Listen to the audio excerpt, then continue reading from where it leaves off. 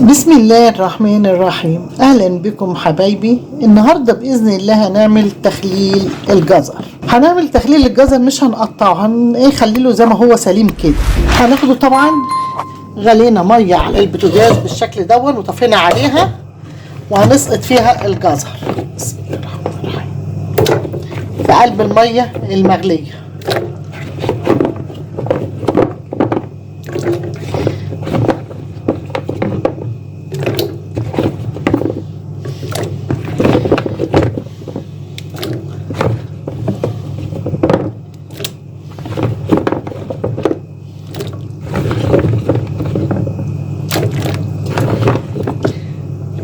وهنسيبها في قلب المية المغلية دي ربع ساعة كده ونيجي نخلل الجزر. انتوا شايفين يا حبايبي، بعد ما غليت المية رحت طافية عليها وسقطت فيها الجزر زي ما هو سليم كده وسبته شوية. هروح ادلق المية دلوقتي بعد ما سبته بتاع ربع ساعة كده. هدلق المية واشطفه بالمية الساقعة علشان نبدأ نخلله.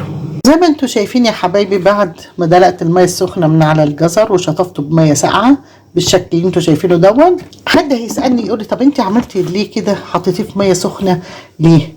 علشان يتخلل بسرعة، وغير كده كمان ما يعملش ريم، ويبقى الجزراية طعمها جميل غير ما بتعملوه طازج على طول كده وتخللوه.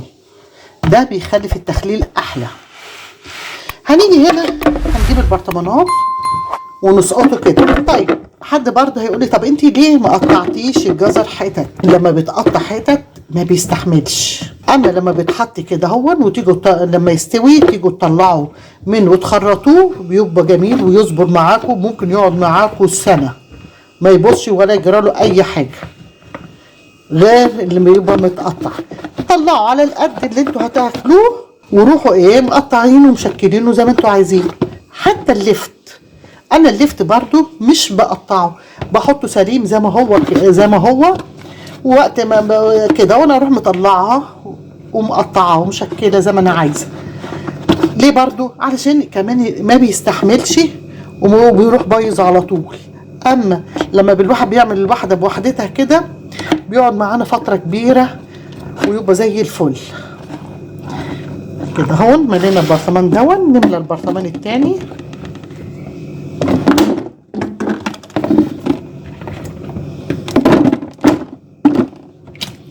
وزي ما قلت لكم الجزر الايام دي رخيص، الكيلو ب5 جنيه.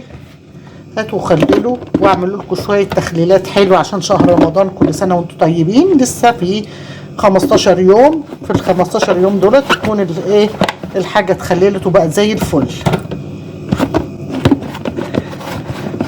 وطبعا احنا اللي هناكله واللي هيفيد. طبعا لو حاجه فاضت ولا حاجه ما تبصش مننا، تفضل لو قعدت بعد كده بعدها بشهر 2 تبقى معانا زي الفل. دون محلول اللي احنا كنا بنخلل منه البصل وفاض منه، هنعمل منه الجزر. هو عبارة عن ملح، مية، شوية خل، معلقة هريسة شطة، شوية حبة البركة، ورق رورو، عصفر. كل دون قلبناه كله في بعضه وعملنا منه طبعا الميه مغليه وسبناها لما بردت، وجزرايه مبشوره. هنفضي منه كده على قلب الجزر كده هون. بسم الله الرحمن الرحيم.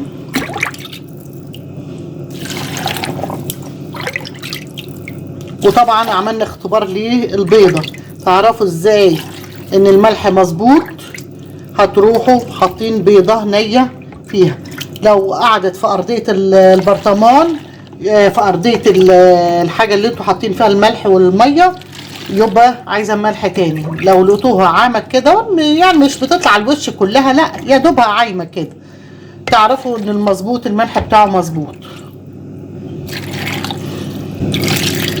ب10 جنيه عملنا برطمانين جزر بالشكل اللي انتوا شايفينه ده. هنغطيه وزي ما بقول لكم فايض على رمضان 15 يوم. هتاكلوا من المخللات دي جميله.